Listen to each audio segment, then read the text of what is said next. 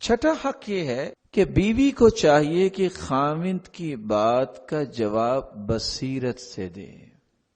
بصیرت سے دے کیا مطلب؟ خاوند سارا دن کام کاج کرنے کے بعد اس کی طبیعت میں کچھ ایسی رکاوٹ آ سکتی ہے کہ وہ اونچا بول لے، یا اس کے الفاظ کٹیلے ہوں، یا وہ کسی پریشانی کی وجہ سے بات ایسی کر رہا ہے، تو اس میں خاموشی اختیار کرے۔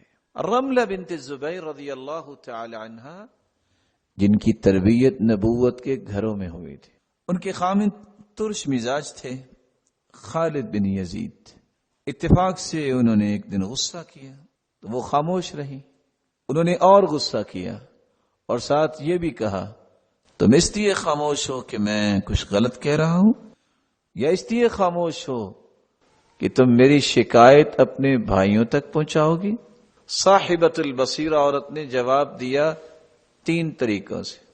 پہلا جواب، ابتسمت، مسکرا دیا تاکہ سمجھ آئے کہ مجھے غصہ نہیں آیا، آپ بھی کول ڈاؤن ہو جائیں۔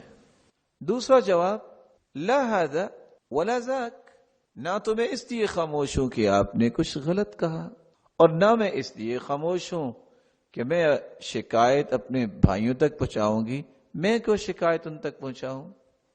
تیسرا جواب، انما نحن ریاحین للشم والضم فما لنا وللدخول بینکم، ہماری ذمہ داری وہی ہے شریعت میں جو ذمہ داری پھولوں کی ہے، وہ گھر میں رونق اور خوشیوں کا باعث ہوتے ہیں، مردوں کی باتوں میں انوالو ہونا یہ ہماری ذمہ داری نہیں ہے۔